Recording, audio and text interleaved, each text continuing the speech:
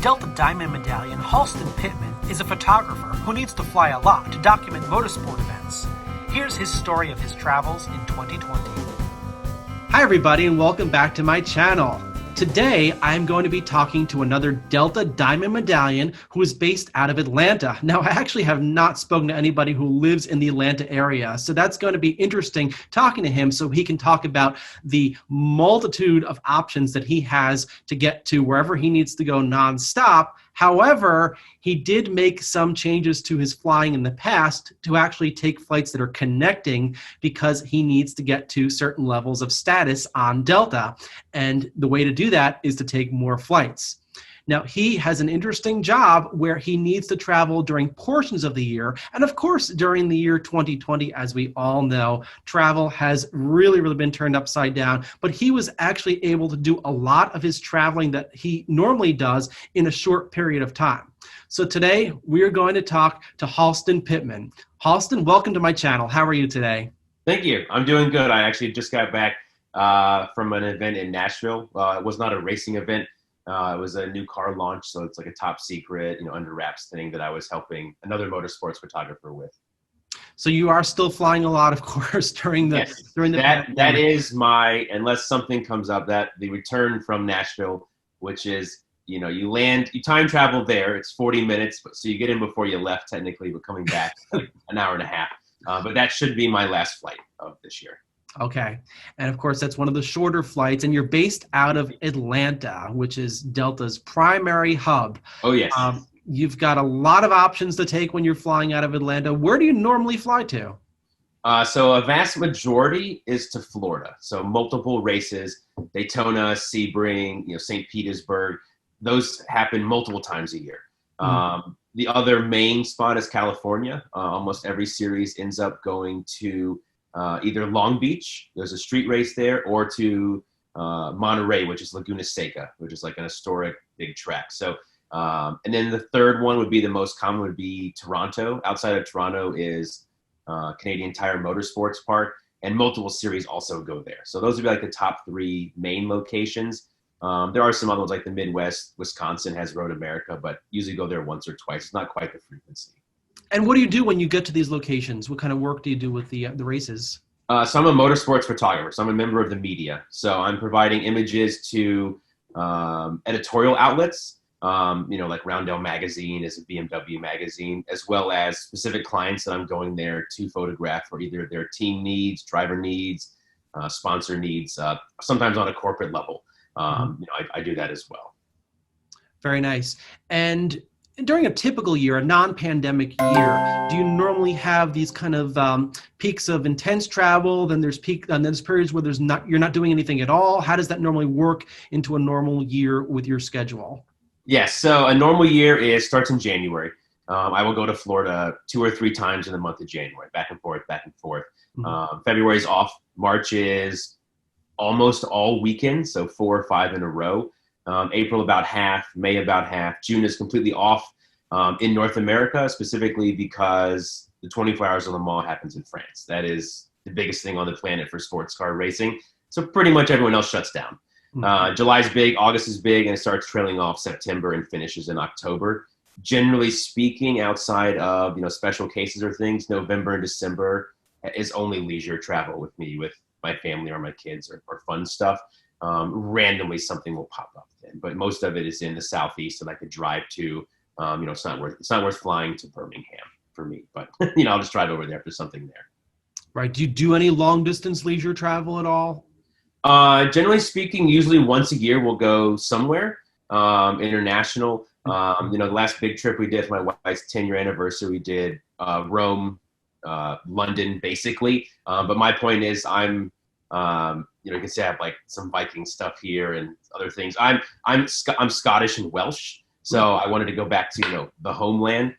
So we went to the Highlands in Scotland, which that was a big thing. But before that, we've gone Caribbean, we've gone to other places in Europe and things like that. So generally, like one sort of big trip a year is what we try to do on our anniversary with the family. And how do you get to a place like Scotland? Are you staying within the Sky Team network? I'm assuming getting over to Europe to start off with. So we flew everything Sky Team.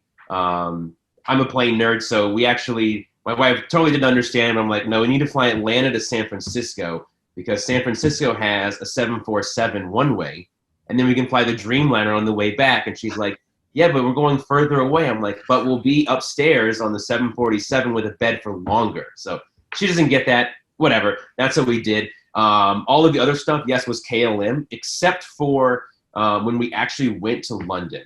We flew British Airways because it's actually very close, but KLM would have to go back through Amsterdam, then another layover, and then back, and it's like, okay, that's going to basically waste a day. Yeah. So in that case, we just bought tickets on British Airways, which, in that case, you're like, man, I have no status, and they want, $2 for a soda. Like, this is terrible. But it was on time. It got there. It was comfy. And, in those cases, I will go out of network if it makes sense. Right. And, in those, some economy ticket like that, intra-Europe, it's not like you're killing the MQMs or MQD, conversion. It's not a huge deal. They're short flights, yeah. Yep. So in terms of obtaining status, and again, we'll talk about a normal year pre-pandemic, do you normally get to a point where you are able to get to Diamond Medallion just based upon going to races, or do you need to add on additional flights to get to that level of status? So most cases, yes. I have built up decent rollover over the years,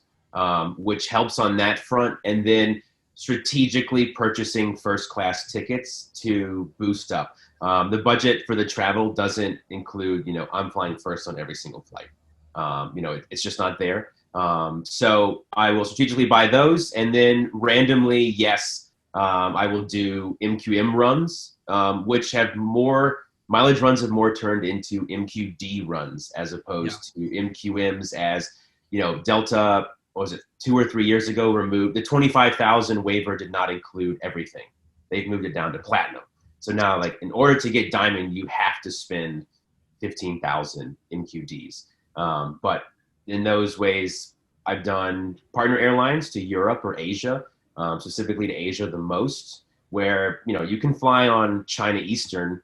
Well, not anymore, but I've flown on China Eastern, and, an economy ticket is $600, to Singapore out of, for instance, JFK. Well, they're giving 15, 20% MQDs based on mileage flown for those flights. So that's a $600 ticket that nets you $1,800, $2,400.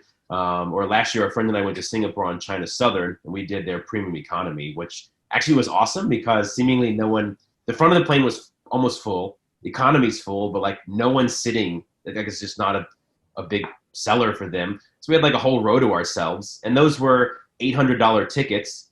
A lot of button seat on those planes in terms of length, and it was like 3,600 MQDs for $800 spent. So in those cases where maybe the budget wasn't there to buy a couple more first class to bump up the MQDs, obviously I'm getting a bunch more rollover, but I needed MQDs in those cases, so I'll do that as well. It's a good strategy that you have. I like that. Yeah, I want to get the global upgrade certificates for spending the least amount of money. We all do, definitely. Yeah. And let's talk a little bit about your travel during the pandemic. So you were able to fly at the beginning of the year when things were normal, January, February, then the pandemic hit. How did you feel about stepping on an airplane? You've been on an airplane multiple times since the pandemic. How did you feel about Delta and their commitment to safety and the levels of service that are currently happening aboard Delta aircraft? I think they are doing an excellent job, with one caveat. And it's not that they're doing a bad job with that. I like what they're doing. Every single flight, it's, here's hand sanitizer, here's a wipe. We've already done X, Y, and Z. I don't feel unsafe at all on the planes. With that said, I think they are playing kind of like a PR optics game where, we're blocking the middle seat. Well, on like 717s or 767s with A, B side, they sell both those seats, so it's like, and I get it. That's a capacity thing. They're still meeting that capacity thing. And I don't think that they've sanitized the plane with mask on is really a big deal to sit right next to someone. Of course not, because someone's also sitting right behind you and right in front of you. But I think that's more like they're kind of a stickler to that middle seat block where everyone else has kind of dropped it, which I think is good. That's controlling their capacity. But people should realize that there is still a chance you could sit next to somebody on their flight. And they will, if you're uncomfortable with that, of course, they will move you. or say, hey, we can get you on the next flight, or maybe the person you're next to can go on the next flight. They're not going to force you to sit there, which is good.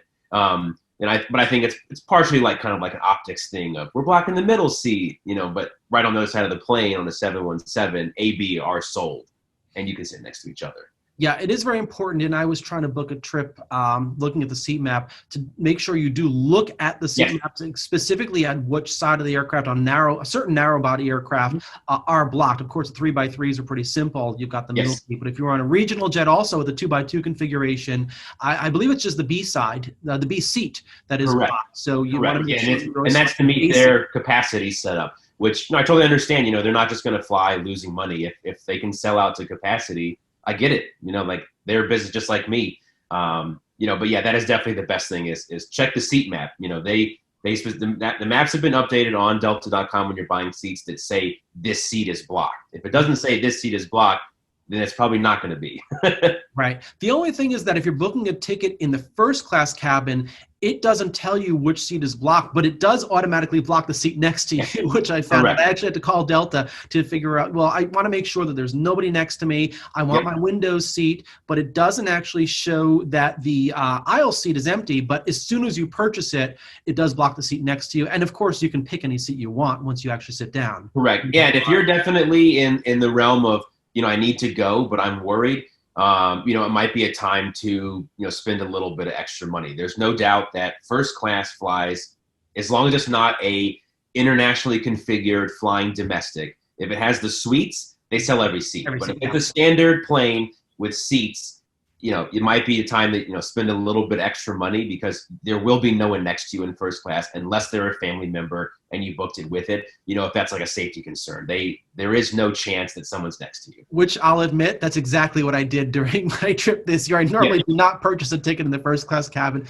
but I didn't want to take any chances. And even the distance between the seats is greater in first class as it is in the main section of the aircraft. So I wanted to make sure I was as far away as possible from anybody on the airplane. So talking about airplanes, do you have an interest in aviation? I know you love cars and you do fly a lot, and they're both forms of transportation, but how do you feel about flying in general? Do you love airplanes? Do you love flying? I know I do. Both. Oh yeah, I love planes and I love flying. I will definitely, like we talked about, I'll fly out of the way for MQMs when it's a cool plane and maybe it has a lay flat seat. I just like flying. The MQM and mileage runs, people think I'm crazy, and I'm like, yeah, but it's cool. I'm on the plane, I know we've been flying SU-1s for a long time, but it's still amazing that it's hey, Singapore is this many miles away and you can get there in 12 hours. That's awesome. And I think that's cool. And I've also taken a liking to vintage aircraft. In the past couple of years, I've done a B-17 ride, which is cool. As long as you're not in the nose or the navigation seats and the bombardier, you can get up and move around. So I'm going to have a selfie out of the top of the plane with the ground and you can see the plane. And then last summer I did a T6 Texan, which was a trainer aircraft. So 2 seats, radial, pilots in front of me, I'm sitting there, and it's cool flying and stuff like that. I just think it's amazing that we have humans, it's especially stuff like that. You fly in a vintage aircraft and you're like, wow, this is like World War II. That's, 70 years ago. And now you're and we have a 747. The speed of which that ramped up and is now kind of plateaued and slowed down is pretty amazing that, that we did all that stuff. But yeah, I love flying, and it's slowly passing down to my kids. If it's, my daughter is spoiled. She'll be 6 later this month. And every time we've gone to, Disney or somewhere, we've always gotten upgrades. I have photos of her 3 years old. She's on an A330 in a bed, that were free upgrades. Going to California to see friends and go to Disneyland. So, she loves it too. So that's cool. Very nice. What are some of your favorite aircraft to fly on in the Delta fleet, domestically as well as internationally? It's gone now, but the 747 is the icon of travel. It doesn't matter. I don't think anyone else is going to make anything else that's going to come close. There's nothing. I haven't been on an A380. I want to try that. Korean still is flying theirs. I know because of the pandemic, a lot of people are announcing yeah, we're going to put them in storage, but they're probably done. It's kind of thing. That's what it sounds like from PR. Maybe they'll bring them back. I'm sure the Middle Eastern carriers, they're funded by the government. Do they care that they're burning up fuel? Probably not. But the 747 is the icon. Climbing up the stairs. I know KLM's is a little dated. They didn't have a second refresh of those, but it's like 20 seats. You get 3 flight attendants. The captain comes out and talks to you, and it's awesome. That's my favorite. In North America, like domestic, the 757s are awesome because there's decent space. It's not crammed in. I don't really like the 737-900 and how Delta configured it. I feel like it's their Southwest version, like let's get as many seats in there, but you get a TV and a USB charger. They're not great. And honestly, the 717 is good too. If you're not buying first class, you can pay and get just an A, B seat, and it has decent leg room. The pitch is decent, the recline's decent, and you're not sitting in the middle, and they're comfy. Obviously, they're not probably going to put screens on those planes, but I'm kind of a read a book for a little while and take a nap guy. So for me, it's nice just only one person next to me. That's right. Cool. And also, obviously, the CRJ 700s and 900s that have the single first class seat, the A seat. Those are awesome because I'm a window guy, but sometimes I need to go to the bathroom. I'm like, this is the best of both worlds. Those are awesome. Absolutely. Yeah. I only purchase a window seat, and I will specifically look for the 900 and the 700 aircraft because I do need to get up on occasion. Do you wake up the person who's sleeping next to you? Yeah. Or hold it for a little while and hope they move. Right. Exactly. Yep. Or just wait for them to get up. Exactly. Yeah. So it's an interesting way to book a flight based upon that particular kind of seat. Yeah, and current, obviously, I think Delta's best is their A350. Obviously, that's kind of their 747, and now because of the pandemic, apparently their 777 replacement as well.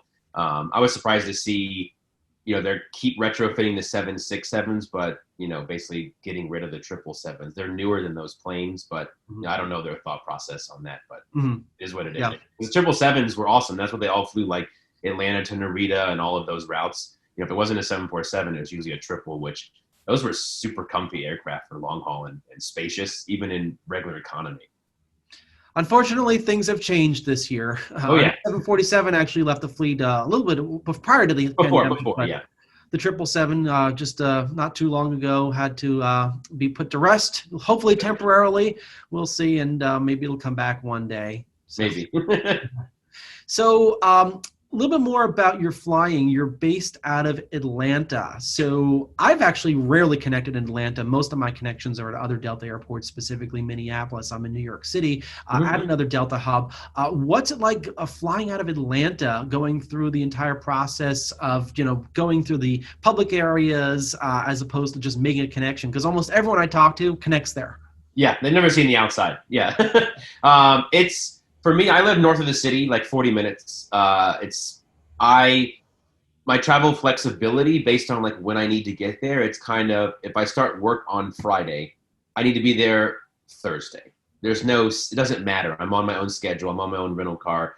I need to show up Friday morning. So I strategically pick so that we have terrible traffic, like horrendous. So it's like, hey, if I pick a 11 a.m. flight, I'll get on the highway at 9. Actually, there's no traffic. Or a 3 p.m. flight. That makes it nice getting there. I have clear and pre-check. So generally speaking, pre-COVID, you could get through rather quickly. I'm checking one bag. Delta does a good job with, your Sky Priority. There's a special line. I have my thing scanned. That's your one bag. Yep, go. That's fine. And pretty quick. They do have, I don't know, I guess if you've never been outside, we have these automated bin systems, which they're horrible.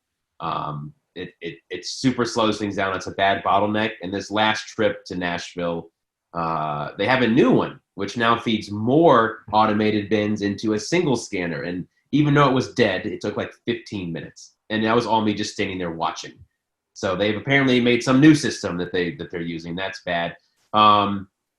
It's my home airport. It's easy to get around. I like it. Some people don't like it because there's so many, Terminal A and B and C and D and F, and you got to ride the train. When you're leaving from there, it's easy. You park your car, you check your bag. Okay, I'm in B. Boom, I'm on the train. I'm in B. Sky Club, leave. Connecting can be a pain. Like Delta flies into every single one. So you could be, going to E to A or F to A. Randomly I've come back from Florida and we're like, Orlando to Atlanta. I feel like that should just be an A right by the main area. No, you landed in F. So then you're riding the plane train from all the way to baggage claim. Yeah, that adds 10 minutes, no doubt. But I like it. It's clean. It's nice. They've constantly been updating it. When I went to Nashville, I was like, man, this feels like Atlanta, 25 years ago. Super easy. I mean, easy to get in and out, but it's like, yeah, they haven't touched this thing in a while. But all the Sky Clubs have been redone in Atlanta as well. So those are nice. But obviously they have some top level ones, like the B one is super nice and F International is nice. But I love the airport. It's no problem to me, but probably that's because I've been through there so many times. Yeah. And with so many options available to you at Atlanta to basically go almost anywhere, do you always take a nonstop flight, or do you sometimes connect to a different city to get to your destination? It's almost probably 85-90% nonstop because I can. I have the leeway, like I said, arriving the day before anytime I want, but I can't be late. So adding a connection, messes that up. But in terms of, I'm pretty diligent to track where my, status level is at with rollover and MQDs and stuff. So I will fly slightly out of the way, for a cool plane, or because, I need the extra miles. So like when we did restart, we finally did go to California in September. So instead of just doing Atlanta to LAX, which right now is pretty much, in this case, Atlanta to San Francisco is pretty much all 737-900s, which I try to avoid. But in this case, I was like, I scroll further down, and I was like, okay, Atlanta to Seattle, Seattle to San Francisco on a 767 with new interior, and then you're on a CRJ 900.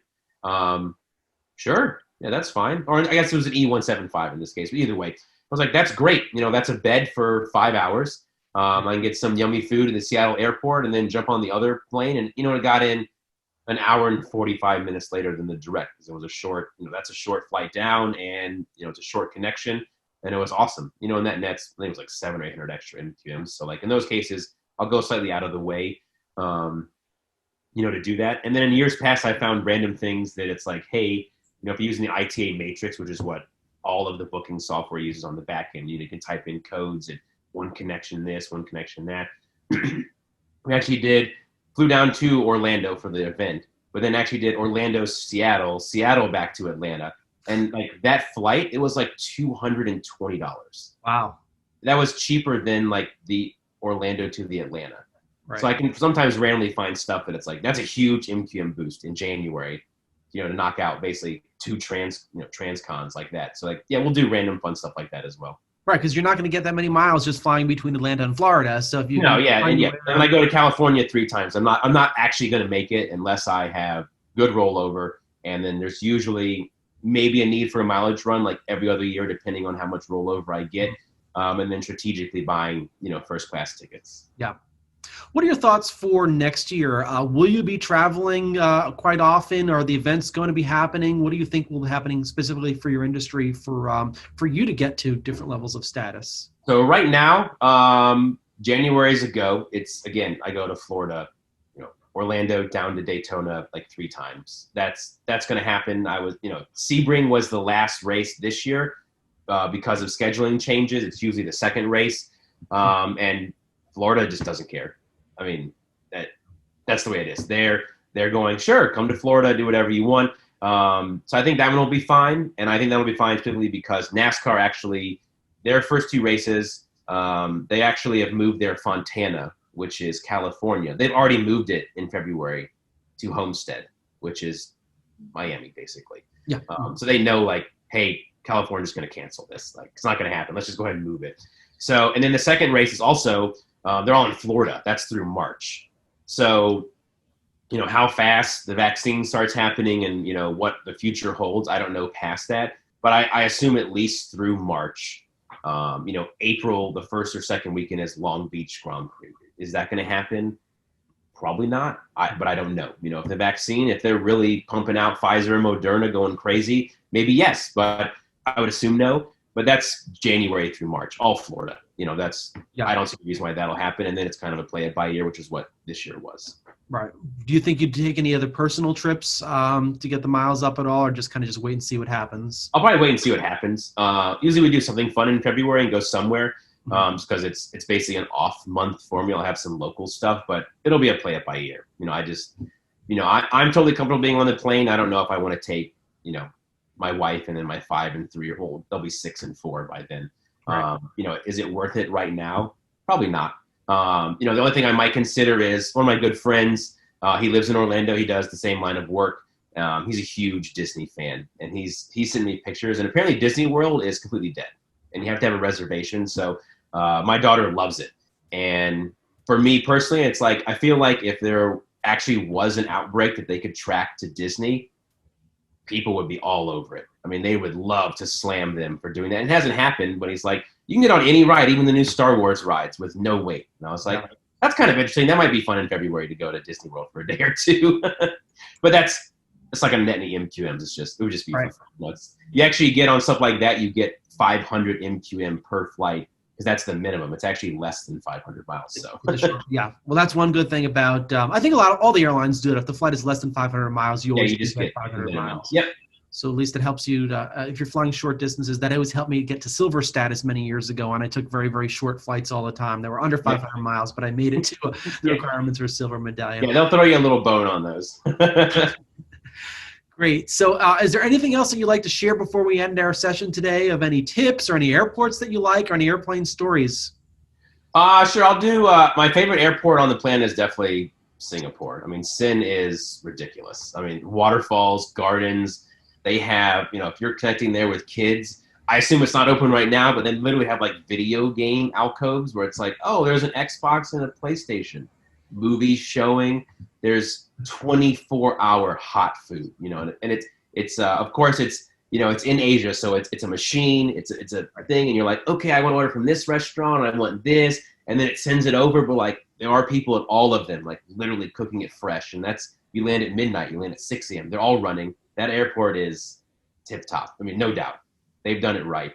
And then I'll leave you with the last airplane story that is not your normal mileage run. So a couple years ago, myself and my friend Al, she and I needed MQDs basically, and it'd be nice to have some extra MQM rollovers. But so I was like, hey, I found Aero Mexico business class, JFK to Mexico City to the Dominican Republic. And I was like, hey, we could land, next morning, do like a resort dive, scuba dive, and then eat dinner and fly out the next morning. It's $800.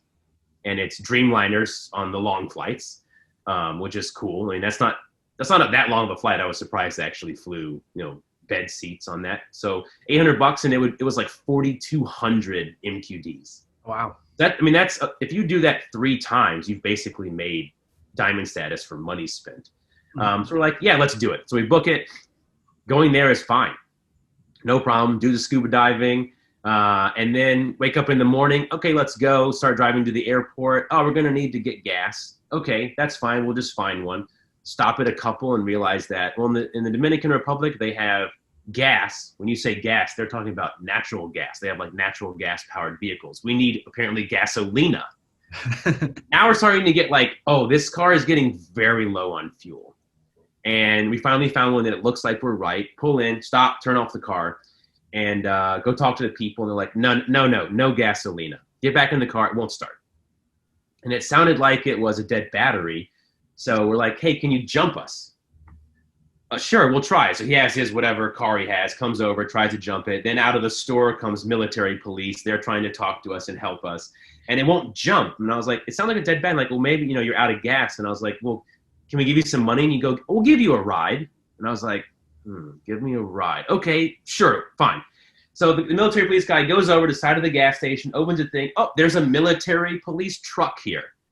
He pulls out, and I probably shouldn't have, but I'm like, sure, I'll jump in and take a ride to the gas station, which we do, and get the gas, pay for it. Surprisingly, he gives me my change back. I was like, oh, he's just going to keep all the money. He didn't. Come back, put the gas in. It won't start. At this point, we're like, we're going to miss our flight. Like, we're getting close. This is getting bad. They start wanting to go, well, let's just take the battery out of the military police truck, put it in yours, get the car started, put it back in, which if it's a bad alternate or a bad battery, that will work and get us there. But I'm like, we don't have time for that. Truck pulls in, father, son that's speaking English, but obviously not actually from the US. So my friend goes over like, hey, here's the situation. Can you give us a ride to the airport? Sure. So we're like, well, what do we do with this Hertz car? oh, well, we'll just push it in the corner of the parking lot and we'll let them know when we get there. We do that, jump in, stranger's car, ride to the airport, and we do make it. And get out, basically walk into Hertz and be like, hey, here's on Google Maps and a picture with the address. Your car's down the street. And they're like, you can't do that. And we're like, we can because we're leaving. And we just leave. Yeah. Surprisingly, Al only got a $30 tow charge to get the vehicle and get to the Aero Mexico desk. And they're saying, you're not checked in. We're like, I'm like, I have my phone. I have a boarding. Like, I am checked in. They're saying we're not. They tell us we can go to this office upstairs and talk to them. We're like, no, can't you just walk us? Like, it's still here. Like, I know the plane's still here. I'm on, flight radar 24. It's still sitting here. We're inside the window. And they basically flat out told us no. Then they just walk away. Like, they just leave, shut the counter down. And so we basically were like, I think we're screwed. So we just called Delta and she flew direct.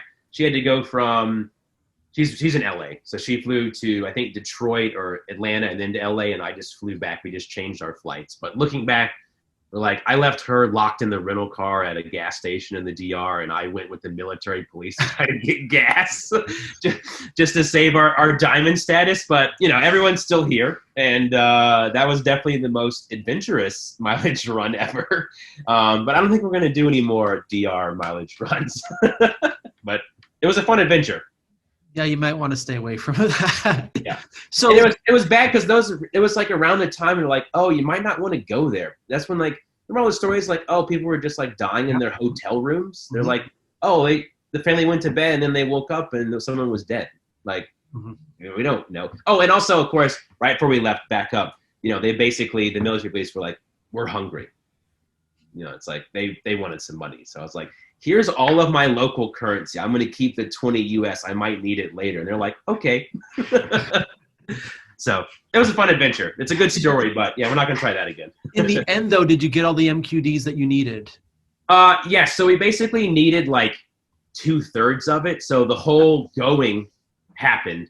And then, of course, internet, flying back direct was something. So, yeah, we made it. It worked out. It would have been nice to have more and have even, again, more rollover from the MQM boost of. Right. That's one of those partner international, you get a percentage MQDs based on mileage flown. So, if you fly, if you're booking 20 to 40%. So if you fly 10,000 miles on Aero Mexico business class and you paid for business class, it's 40%. So you would get 4,000 MQDs.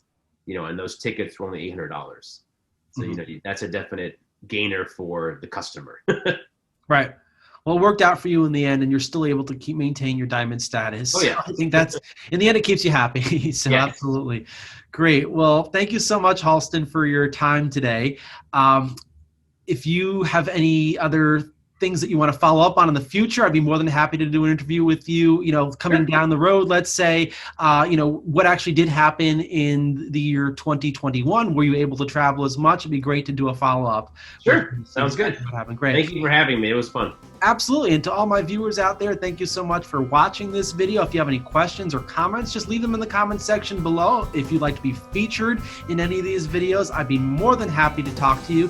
You don't have to be a frequent flyer like Halston. You can be anybody who just loves aviation or just wants to talk about things pertaining to the industry. I'm available to have that interview with you.